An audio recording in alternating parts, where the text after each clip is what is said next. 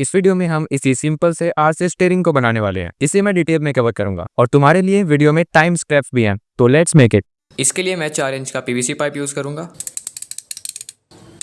और इसे gas stove पर गर्म कर लेंगे। फिर हल्का सा कट लगाएंगे, उसके बाद थोड़ा और गर्म करके इसको पूरा आर पार कट कर देंगे। फिर इसकी शीट बनाने के लिए प्लास से दोनों तरफ पकड़ना है और पूरा हीट करते हुए जब तक ये अच्छे से मेल्ट सा ना हो जाए। फिर से किसी फ्लैट सरफेस पर रखना है और ऊपर से ये टेबल रख देता हूँ। ठंडा होने के बाद ये शीट तैयार है। तो अब चलते हैं अपने प्रोजेक्ट सेटअप पर। इसके लिए मैंने ये डायग्राम बना लिया है। इसकी पीडीएफ तुम्हें डिस्क्रिप्शन में मिल जाएगी। ये सारे पीसेज हैं कुछ इस तरह से। इन्हें मैं इससे कट कर लेता हूँ। ये पीसेज मैं अलग से निकाल दूँगा।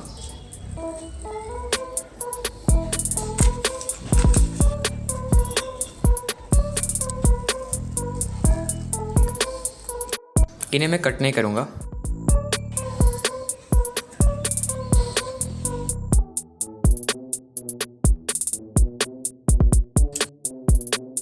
So these are all the components used in this video to make this project.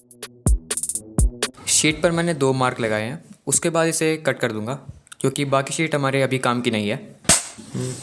तो इन सारे कटआउट्स को मैं पीवीसी शीट पर चिपका दूंगा कुछ ऐसे करके,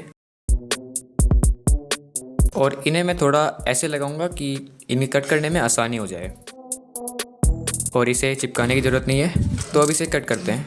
इसके लिए मैं इन्हें स्क्वायर और रेक्टेंगुलर शेप में कट कर दूंगा और सीधी लाइंस में डिवाइड करूंगा।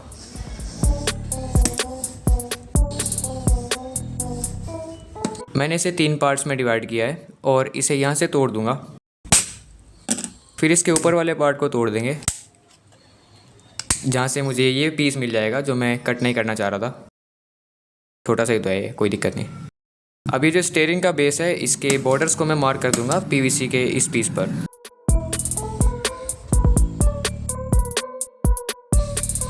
ऐसा करते ही मैं इसको इससे उतार लेता हूँ और फिर इस साइड रख दूँगा क्योंकि ये बाद में काम आने वाला है।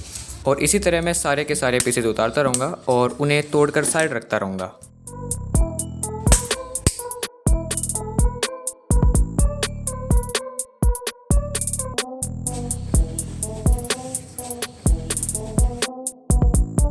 फिलहाल मैंने इसकी मोटी मोटी आउटलाइन को छाप लिया है। अब इसके मेन पीसेस कट करते हैं।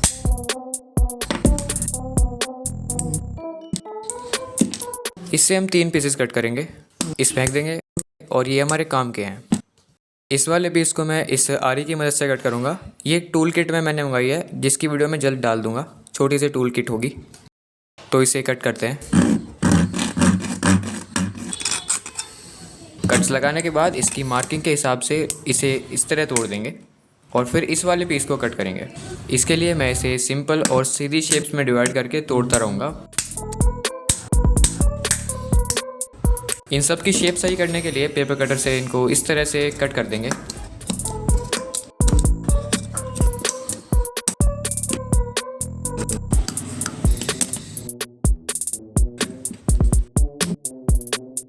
और इन सब को करने के बाद फिर सैंड पेपर से इनकी ग्राइंडिंग करेंगे।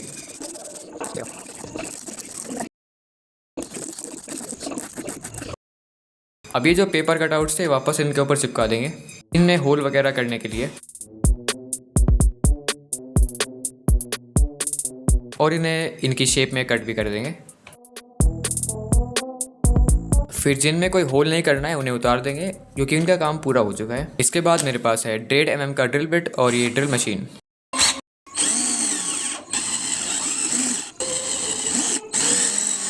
ये लाइनिंग भी मैं इस ड्रिल बिट से करूँगा।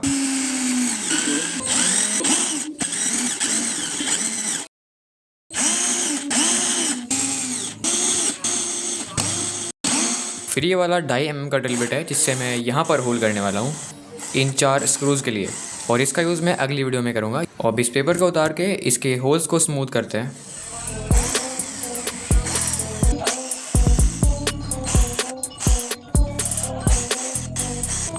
तो इसके होल रफली डायग्राम के हिसाब से ठीक हो गए हैं। अब इसमें होल करते हैं। अब अदर पीसेस में करते हैं।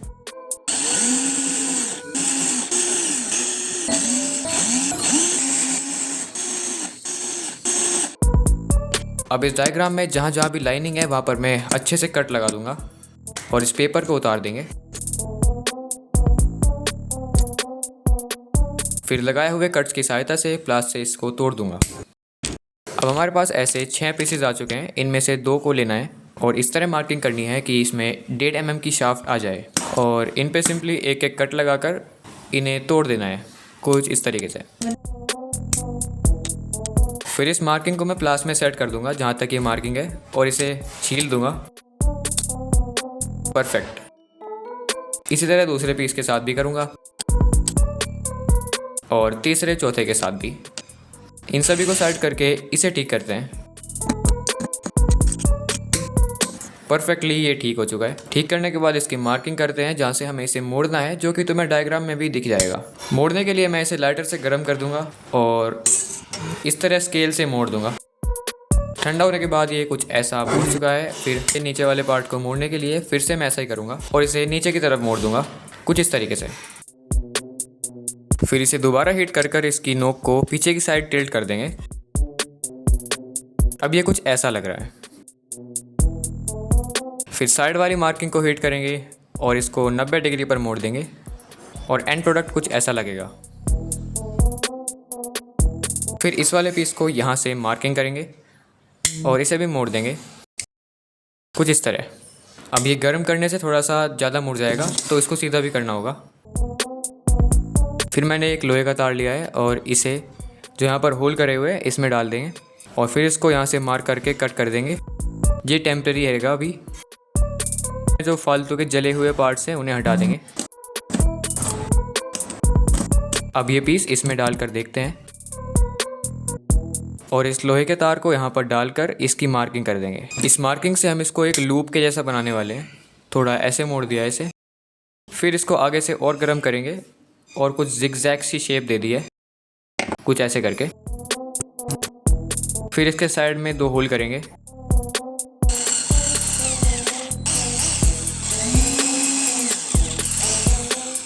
इसके बाद हमें एक पेन का रिफिल लेना है जो स्पोक में अंदर बाहर हो सके और इसका एक छोटा सा पार्ट कट कर लेना है जो कि मैंने इस वायर में डाल दिया है और इस तार को वापस पेन के रिफिल के साथ सेट करेंगे। फिर इस पेन के रिफिल के पीस को ऊपर वाले पीस के साथ चिपका देंगे और ये टेम्परेरी वाली स्पोक निकल चुकी है। अब दूसरी स्पोक बना लेते हैं। इस बार मैं एल शेप में तार को मोड़कर आगे से इसको तोड़ दूंगा और फिर किसी भी साइड से इसको लगा देंगे। फिर हमने ऐसा रेक्टेंगुलर छोटा सा पीस कट किया था उसे प्लास में लगाएंगे और लाइटर से गर्म करेंगे। फिर हल्का सा मोड़ देंगे और यहाँ पर लगा देंगे। लगाने के बाद हमें स्पोक वापस निकालनी है और इसमें एक रबर डाल देनी है। इसे डालकर स्पोक को वापस लगा देंगे और फिर थोड़ा टेस्ट करेंगे कि क्या ये सेंटर में आ रहा है। उसके बाद मैंने एक ये गियर रैक ली है, ये तुम कहीं भी फाइंड कर सकते हो और इस पर कुछ इतना कट लगा कर इसको तोड़ देंगे कुछ इतना। और इसे मैंने ये पाइप चिपकाने वाला सॉल्वेंट होता है उससे चिपका दिया है। फिर इस वाले पीस को लेना है और यहाँ लगाना है बिल्कुल इस जगह। फिर इसका सपोर्ट देने के लिए यहाँ पर 2 ये वाले पीस लगा दूंगा जो हमने इसके साथ ही कट किए थे। एक्स्ट्रा फेविक्विक को यहाँ से साफ कर देंगे। फिर एक सिंपल सा गियर लेना है और उसमें एक तार या स्पोक डालना है जिसमें ये फ्रीली घूम सके। इसे भी एल शेप में मोड़कर थोड़ा सा कट कर देंगे और इसे इस गियर में डालकर इसकी नोक आगे की तरफ करनी है और गियर बेस के आगे की साइड मार्क लगाना है कुछ इस तरीके से। तो शायद तुम्हें ये मार्क दिख भी रहा होगा यहाँ पर। और इसी मार्क के पैरेलल में हमें पीछे की साइड मार्क करना है। लेकिन मार्क करते करते हमारी गियर रैक निकल गई है। पीवीसी सॉल्वेंट यूज़ मत करना, मैंने ऐसे ही तुक्का बेड़ा था। तो इसे वापस जोड़ते हैं। तो यहाँ पर मार्क करके इसे होल करेंगे।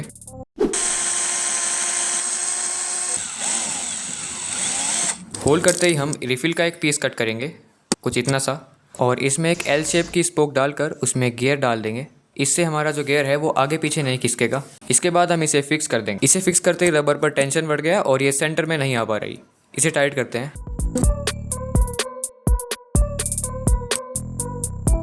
तो ये अब ठीक चल पा रही है। अब वापस आते हैं इन पीसेस पर और इन्हें कुछ इस तरह लगाना है कि इनके होल्स आपस में ठीक रहें और एक पीस पीछे लगाना है और बीच में गैप छोड़ना है कुछ इस तरह। दूसरा भी सेम तरीके से बनाना है।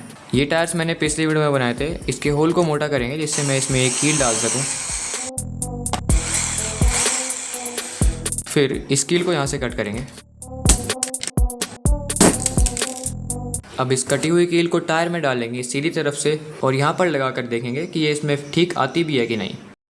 फिर इसको वापस निकाल कर दूसरा पीस इसके ऊपर लगा देंगे। होल को सीधा रखने के लिए यहाँ पर स्पोक डाल देंगे और फिर चिपका देंगे इसे। एंड में ये स्पोक वापस निकाल कर इसमें होल कर देंगे, क्योंकि फेविक्विक से इसके होल छोटे हो जाते हैं। अब ये तैयार है तो हम इसमें ये टायर लगा देंगे।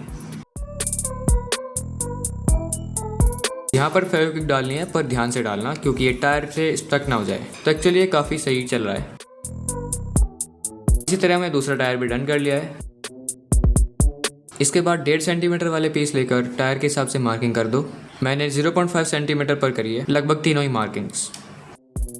और इसे हम एक जेड की तरह मोड़ देंगे।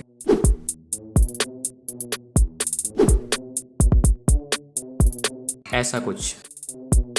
दूसरे वाला भी सेम इसी तरह बनेगा और इसे हम यहाँ पर फिक्स करने वाले हैं, जिसमें ये टायर ऐसे लगेगा। इसके लिए भी मैंने एक स्पोक ले लिया है।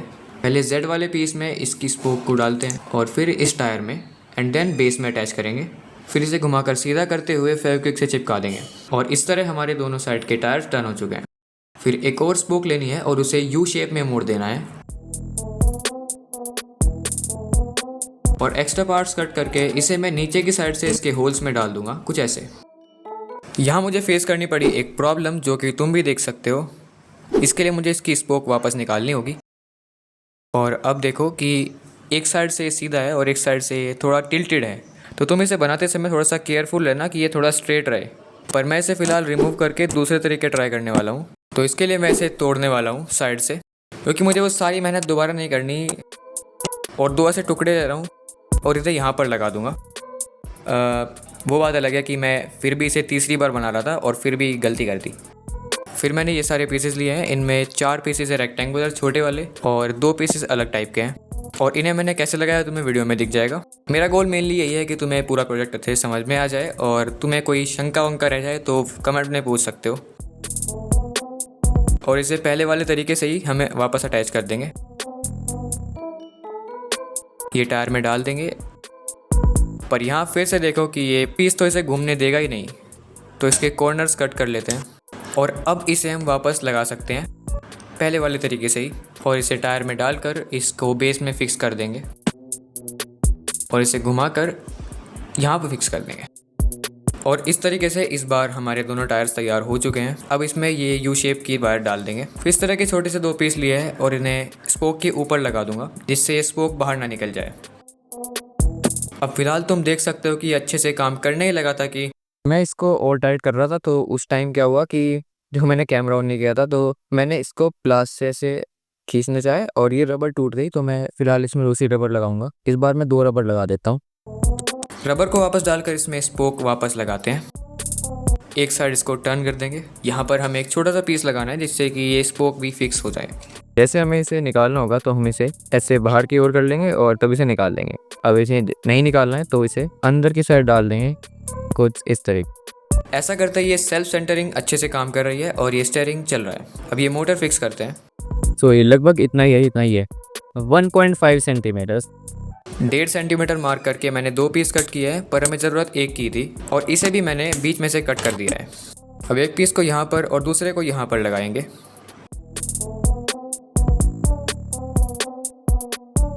मोटर माउंट के तैयार होते ही मैं इसको यहाँ पर लगा दूंगा। बस ये ध्यान रखना कि मोटर अच्छे से कनेक्टेड हो दूसरे गियर के साथ और गियर स्किट ना करें। तो एट दिस पॉइंट ये स्टीयरिंग अब तैयार है।